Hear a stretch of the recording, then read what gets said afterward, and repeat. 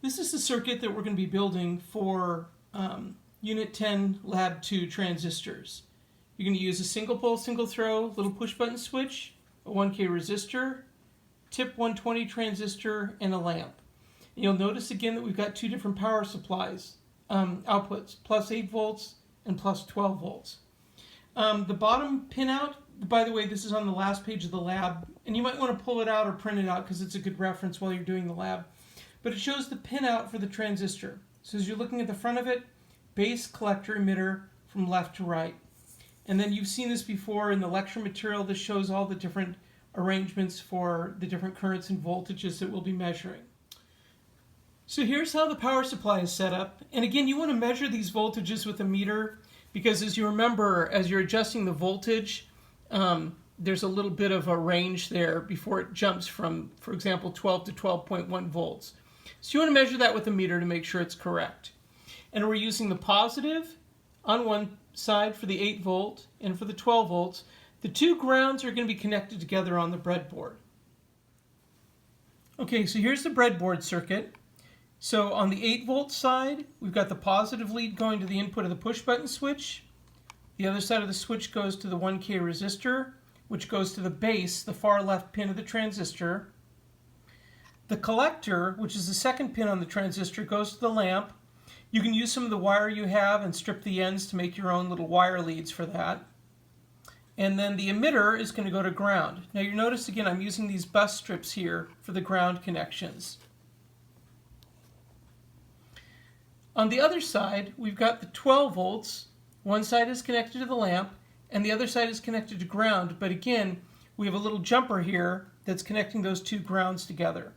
So the grounds must be connected together in order for the circuit to work. All of the measurements that we're going to be making in this lab are voltage measurements. So for example, we will need to measure across the resistor. In this case, the button isn't pressed, so there's no voltage there. We'll have to make measurements across the lamp. And we'll have to make measurements across the transistor. Now I'm going to zoom in a little bit, but you need to be careful when you're making these measurements on the transistor, particularly that you don't short the leads out. So if we're measuring, for example, between the base and the collector, or the base and the emitter, we would measure like this. You just want to make sure that those don't touch. For collector to emitter, it'd be those two. And again, you can follow that, the diagram that I have in the handout for that. For current measurements, because these are higher currents and we want to make sure that we protect the meter, we can do this by actually measuring the voltage across the resistor and dividing it by the resistance. That would give us the base current. Now again, since we don't have it powered, we don't have any current flowing or any voltage across it. But if we push the button, now we'll see the lamp lights up and we can measure the voltage across that resistor to find out what the voltage is. The other thing we want to watch for is the current that's actually going into the lamp, which is also the collector current. We're not going to measure that, but we're going to use the actual output value here on the power supply to determine what that current is. So making these measurements and trying to hold the switch at the same time are a little tricky.